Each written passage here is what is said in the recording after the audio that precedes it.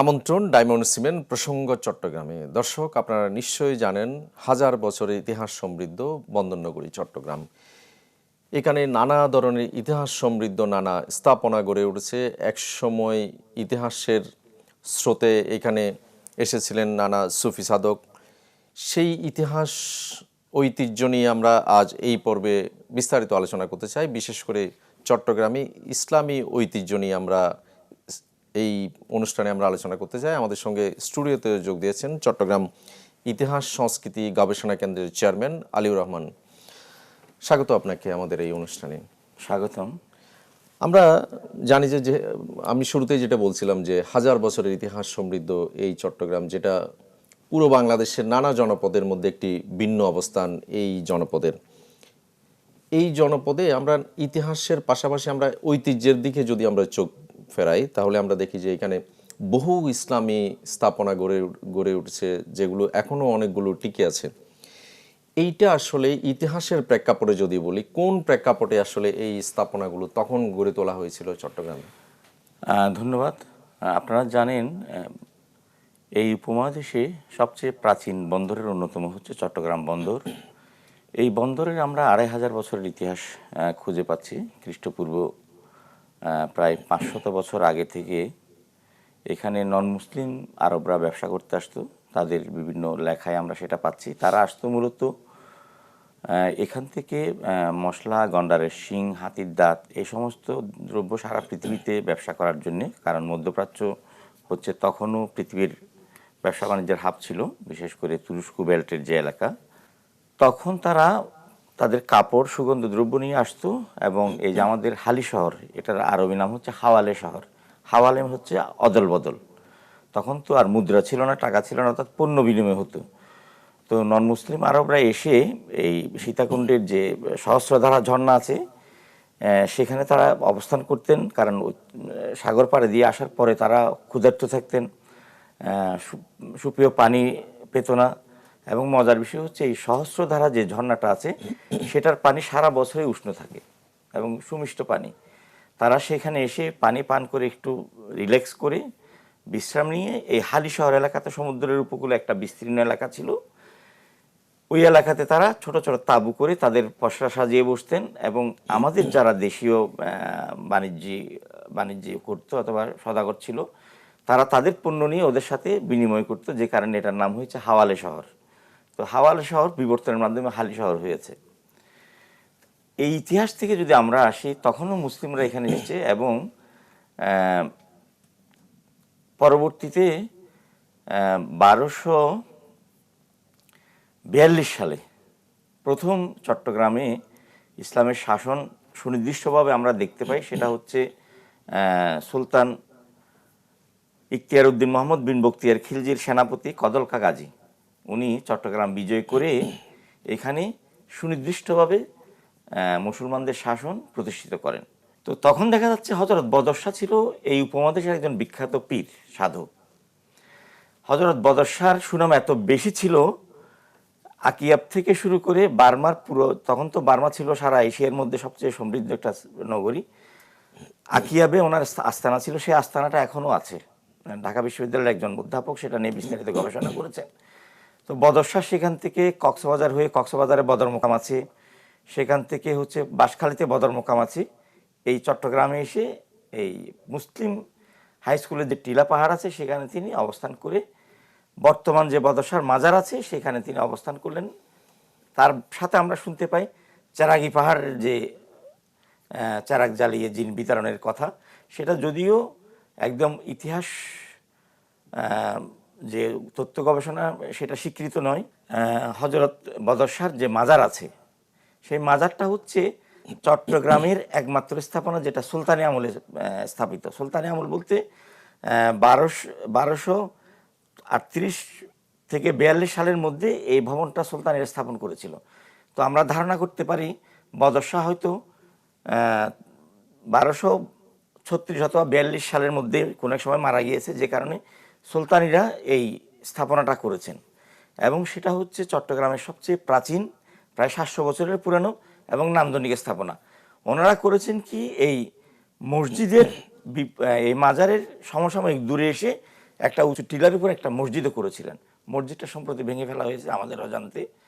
এখন যেটা হয়েছে, সে স্থাপনাটা এখনো রয়ে গেছে এবং বদর শাহ যে পাথরে করে এসেছেন বলা হয়, সেই পাথরটা আছে এবং পাথরটাও সংরক্ষণ করা হয়েছে।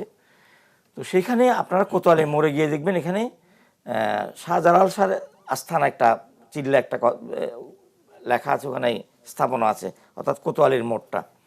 তো এটার সত্যতা আমরা কিভাবে পেলাম?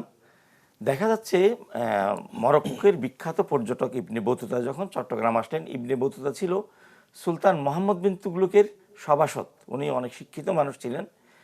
তো উনি ওই সবার রাজকীয় কাজগুলি, উনি তো সুফি সাধক ছিলেন, গবেষক ছিলেন, আর ওনার রাজদরবারের কাজ যখন ঠিকভাবে করছিলেন না, তখন মোহাম্মদ বিন তুগলক ওনার উপর ক্ষিপ্ত হয়ে ওনাকে চীনের রাষ্ট্রদূত করে দিলেন।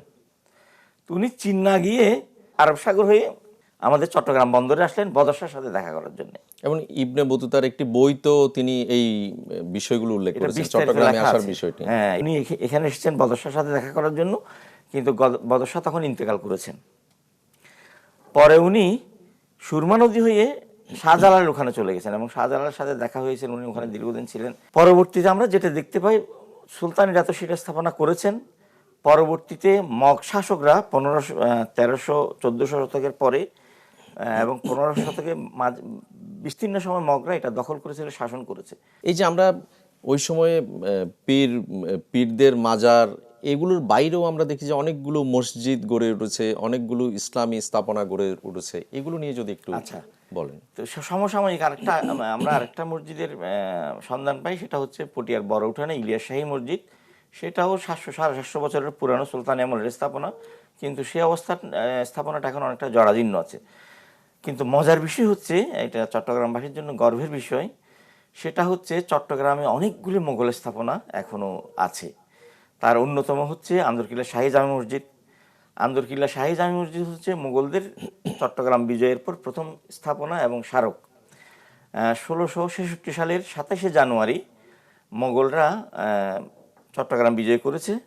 বুজুর্গ ওমেদ খাঁ, শায়েস্তা খানের ছেলে, উনি তখন তো মগরা এখানে শাসন করত। মগদের প্রধান দুর্গ ছিল কর্ণফুলীর ওই পারে, এখন দিয়াং পাহাড়ে, এবং সেখানে তাদের বিস্তীর্ণ সৈন্য ছিল, হাতি ছিল, ঘোড়া ছিল, সামরিক যুদ্ধাস্ত্র ছিল। মোগলরা প্রথম দুইবার পরাজিত হওয়ার পরে তৃতীয়বার তারা বিজয় করেছে। বিজয় করে ওই দুর্গ ধ্বংস করে তারা চট্টগ্রামের এই পারে এসে তাদের প্রশাসনিক কার্যক্রম গড়ে তুলেছে এবং আন্দরকিল্লা শাহী জামে মসজিদ তৈরি করেছেন। কিন্তু দুঃখের বিষয় হচ্ছে, আন্দরকিল্লা শাহী জামে মসজিদটা সংস্কার না করে এমনভাবে অপরিকল্পিত সংস্কার করা হয়েছে, এই মসজিদটা চরম ঝুঁকির মধ্যে আছে। কারণ পাকিস্তান আমলে যে এক্সটেনশনটা করা হয়েছে, লোহার পিলারটা কিন্তু মূল মসজিদের দেয়ালে দিয়েছে এবং এই ভবনটা এত জরাজীর্ণ, পলেস্তারা খসে পড়ছে, দোতলা তিনতলা ব্যবহারের যোগ্য।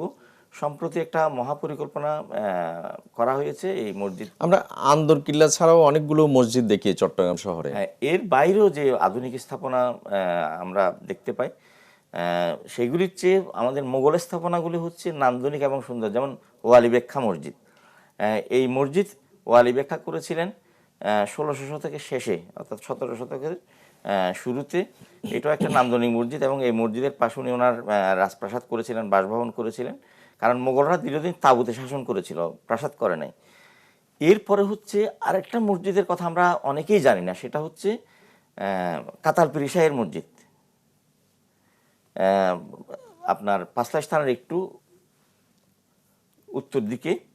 এবং একটা আশ্চর্য বিষয় হচ্ছে, ওই কাতাল পীরের মাজার আছে, কিন্তু মসজিদটা ভেঙে আধুনিক স্থাপনা করা হয়েছে। ওই মাজারটাও আমরা ধারণা করেছিলাম সেটা সুলতানি আমলের, কিন্তু প্রত্নতত্ত্ব অধিদপ্তর থেকে সম্প্রতি আমরা তাদেরকে আমন্ত্রণ করে এই স্থাপনাটা দেখিয়েছি।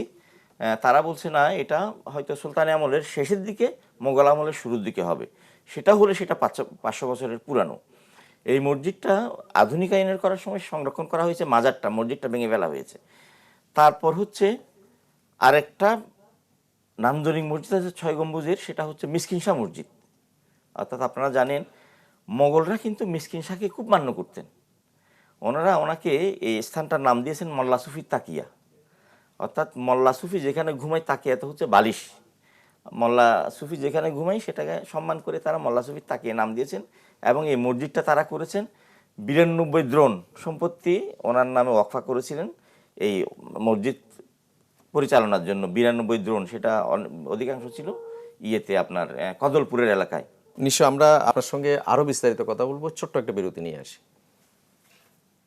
দর্শক, ছোট্ট একটা বিরতি নিব, ফিরবো একটু পর, সঙ্গেই থাকুন।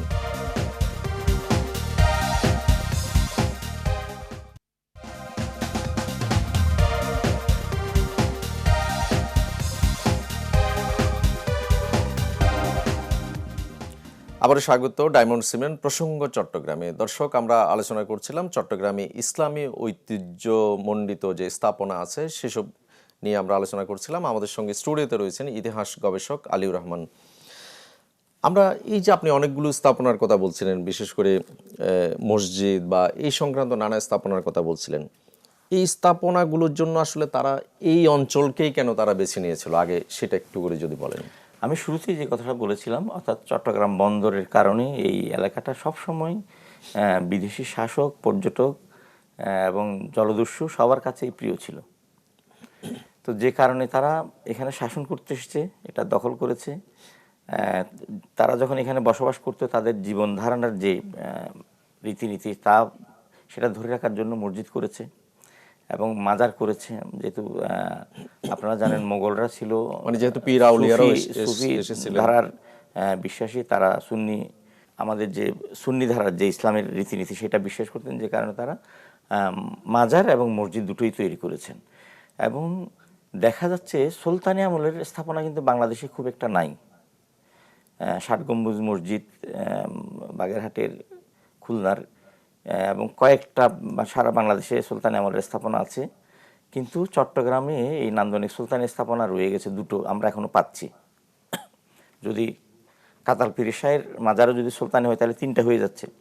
এর বাইরে হচ্ছে এখানে এই সমস্ত স্থাপনা গড়ে ওঠার কারণ হচ্ছে তারা চট্টগ্রামকে ভালোবেসেছেন, চট্টগ্রামের প্রাকৃতিক সৌন্দর্য ছিল।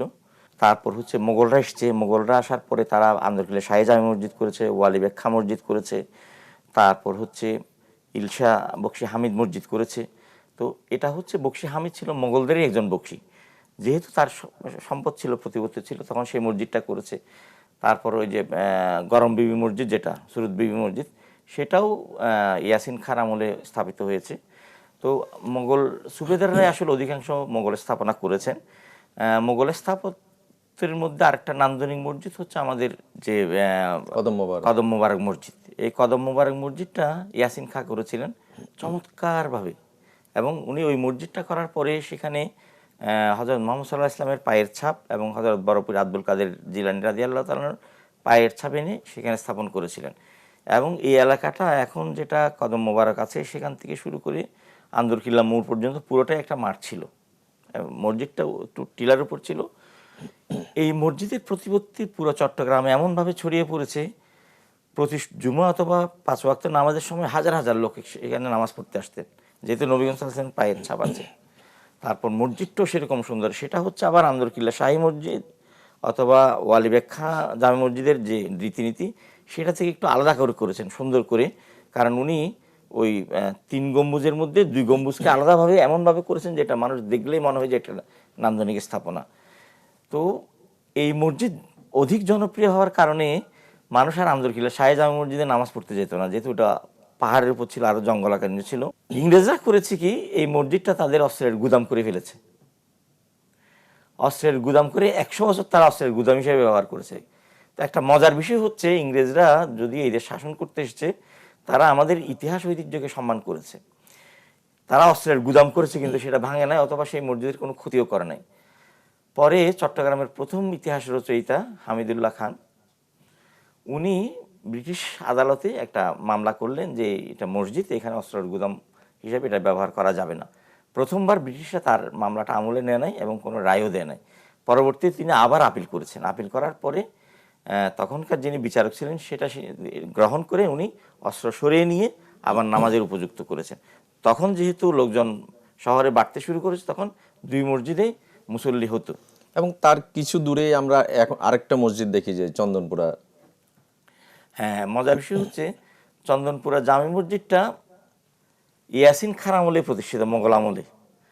তো আমরা দেখতে পাই মোগলরা পাকা আধুনিক যে মসজিদ তাদের রীতিনীতি সেটা তো প্রচুর ব্যয়বহুল ছিল। প্রথমত কথা হচ্ছে আমাদের এখানে এই মসজিদ করার যে জিনিসপত্র সেগুলো আমাদের দেশে ছিল না।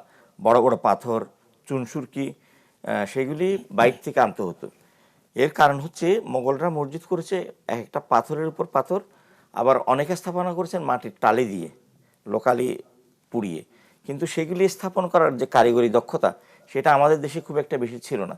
তারা দিল্লি থেকে অথবা ইরান থেকে অথবা তুরস্ক থেকে তাদের নিজস্ব যে কর্মী বাহিনী ছিল, একটা সেট আপ ছিল। এখন যেরকম আমাদের গণপূর্ত বিভাগ আছে, তখন মোগলদেরও সেরকম এই ঐতিহাসিক স্থাপনা, তাদের প্রাসাদ নির্মাণের জন্য একটা টিম ছিল, তারা এটা করতো। তো যেহেতু তখন তাদের মসজিদ স্থাপনের খুব একটা আগ্রহ ছিল, তারা বেশ কিছু মাটির মসজিদ করেছে। যেমন একটা বিখ্যাত মসজিদ হচ্ছে বোয়ালখালীর বুড়া মসজিদ, এবং আমাদের রাঙ্গুনিয়ার পোমরা খা মসজিদ, এবং চন্দনপুরা জামে মসজিদ। এই মসজিদগুলি তারা মাটির করেছিল। হামিদুল হক অথবা হামিদুল্লাহ নামে একজন ব্যবসায়ী, তার শ্বশুরের স্মৃতিতে মানে এই ব্যবসায়ী এটা আধুনিক করেছে, এবং এই আধুনিক কাজটা স্থাপন বানাতে গিয়ে তারা কলকাতা থেকে, দিল্লি থেকে বেশ কিছু কারিগর নিয়ে এসছেন। এবং এটা হচ্ছে বাংলাদেশের মধ্যে সবচেয়ে সুন্দর কারুকাজের মসজিদ। এটার যে গম্বুজটা ছিল সেটাতে 3 টন পিতল ছিল, এবং যখন সেটা নতুনভাবে তৈরি করা হয়েছে, সকালে অথবা বিকেলে যখন সূর্যের রশ্মি এই পিতলের বিরাট গম্বুজে পড়তো, পুরো এলাকা আলোকিত হয়ে যেত। তো এই মসজিদটা পরবর্তীতে ওই পিতল হয়তো বিভিন্ন কারণে ব্যাহত হয়ে গেছে। উনি আবার ওনার শ্বশুরের স্মরণে কোতোয়ালি মোড়ে একদম হুবহু ম্যাপ দিয়ে ডিজাইন দিয়ে আরেকটা মসজিদ করেছে, সেটাও এখনও আছে। তো এই দুটো মসজিদ হচ্ছে 200 বছরের কাছাকাছি ঐতিহ্যবাহী। অর্থাৎ এখন যে স্থাপনা আছে, ইয়াসিন কা করে থাকলে সেটা তো হচ্ছে 1600 শতকের শেষের দিকে, অর্থাৎ 1692-93, অথবা 1705-7 এই সময়ে। এই যে আপনি এতগুলো স্থাপনার কথা বললেন, আপনার কি মনে হয় যে এই যে 100 বছরের পুরনো স্থাপনাগুলো আসলেই কতটুকু সংরক্ষণ করা গেছে, বা কতটা আসলে এই ইতিহাস টিকে আছে? এটা হচ্ছে অত্যন্ত দুঃখের বিষয়। আমরা চট্টগ্রাম ইতিহাস সংস্কৃতি গবেষণা কেন্দ্র থেকে গত 3 বছর ধরে চট্টগ্রামের প্রত্নসম্পদ সংরক্ষণের জন্য কাজ করে যাচ্ছি। বাংলাদেশের প্রায় মোগল স্থাপনা, সুলতান স্থাপনা প্রত্নসম্পদ করা হয়েছে, কিন্তু চট্টগ্রামে 20 থেকে 22টা মোগল এবং সুলতান স্থাপনা আছে। ঢাকাতে যেরকম প্রত্নসম্পদের তালিকা দেখলে আপনি 150 থেকে 200 স্থাপনা পাবেন, কিন্তু আমাদের চট্টগ্রামে খুবই কম। এটার কারণ হচ্ছে জেলা প্রশাসক, চট্টগ্রাম উন্নয়ন কর্তৃপক্ষ, তাদের চরম অবহেলা আছে। ঢাকাতে করেছে কি, ঢাকা উন্নয়ন কর্তৃপক্ষ যে সমস্ত মোগল স্থাপনা আছে, শতবর্ষের পুরানো স্থাপনা আছে, তার একটা তালিকা করে সেটা প্রত্নসম্পদকে দিয়েছে, তারা সেটা সংরক্ষণ করেছে। অথবা ডিএনসিসি, রাজধানী উন্নয়ন কর্তৃপক্ষ, তারাও সেটা সংরক্ষণ করছে। কিন্তু আমাদের চট্টগ্রামের যে চট্টগ্রাম উন্নয়ন কর্তৃপক্ষ, তারা ঘুমে, তারা জানেও না এই সমস্ত বিষয়ে, তাদের যে কতটুকু দায়িত্ব আছে এবং তাদের কি করণীয় সেটা। আমরা সম্প্রতি পর্তুগিজ ভবন এবং যতীন্দ্রমোহন সেনের যে বাড়ি, এই দুইটা প্রত্নসম্পদ হিসেবে অধিগ্রহণের জন্য আবেদন করেছি। আমি গত মাসে তথ্য সম্পদ অধিদপ্তরের যিনি পরিচালক আছেন, নাহিদা আক্তার, উনি কুমিল্লাতে থাকেন। দুঃখের বিষয় হচ্ছে চট্টগ্রাম বিভাগের সব কার্যালয় চট্টগ্রামে, কিন্তু প্রত্নতত্ত্ব সম্পদ অধিদপ্তরের কার্যালয়টা হচ্ছে কুমিল্লাতে, এবং এই একটা কার্যালয় দিয়ে সিলেট এবং চট্টগ্রাম বিভাগ দুটোই দেখতে হয়। তো ওদের তো তেমন একটা সময় নাই, লোকবল নেই। তো আমরা দিন করে চট্টগ্রামের 8 থেকে 10টি প্রত্নসম্পদ, বিশেষ করে কাতালগঞ্জ, মিসকিন শাহ, তারপর হচ্ছে এয়ার আলী খান জমিদার বাড়ি,